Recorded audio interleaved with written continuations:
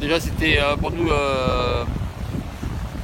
deux transats qui nous ont permis de cumuler des milles encore sur ce bateau, donc quasiment 8000 milles de plus au compteur. C'est riche d'enseignements parce qu'on a fait pas mal d'optimisation cet hiver sur le bateau, suite à la première année de mise en route, de lancement de c'est marrant. Et donc tous ces petits détails nous ont porté leurs fruits. On a vu que ça fonctionnait, ça allait dans le bon sens, et donc ça nous a permis de voir le comportement du bateau sur le parcours de la route du Rhum. C'était vraiment ça l'objectif, d'aller se confronter à des conditions assez similaires. Alors peut-être pas forcément au début parce que c'est pas les mêmes conditions qu'on aura bien sûr au mois de novembre, mais au moins sur 2 tiers de la course on était réalisés avec du vent portant. On a eu pas mal de, voilà, on a eu des bons grains pour finir, donc c'était pas mal de tester le bateau dans ces conditions, de moi aussi surtout de commencer à vraiment me mettre en mode solitaire, parce que c'est l'objectif de l'année, c'est ça. Donc on a fait du faux solitaire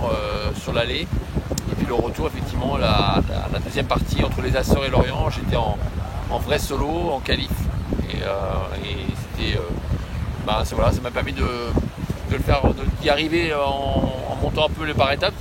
Il y a eu la Transat Jacques Vabre en double, le faux solitaire sur la Transat allée, et puis là à ce moment-là partir vraiment tout seul, c'était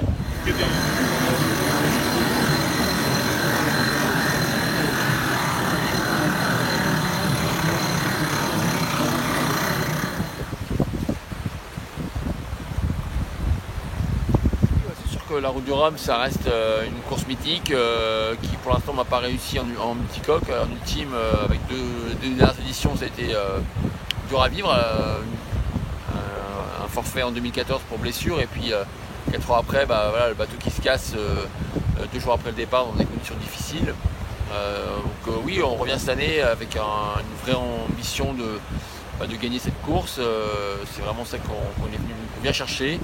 Et on a un nouveau bateau, on est prêt pour ça, et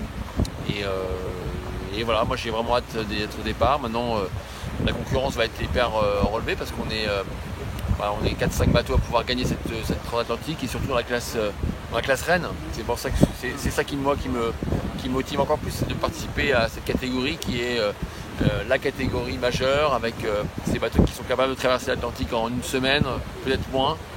Et oui, bien sûr, dans un petit coin de la tête, le rêve d'arriver premier à Pointe-à-Pitre à la fin de l'année, ce serait magique, ce serait une belle histoire après tout ce qu'on a vécu, ce que j'ai vécu. Maintenant, il y a encore beaucoup de travail devant nous, on a encore quelques mois pour finir la préparation, et on sait aussi qu'avec ces bateaux, tout peut aller très vite, donc on reste quand même humble devant tout ça, et concentré, parce que on sait que voilà, pour l'instant tout se passe.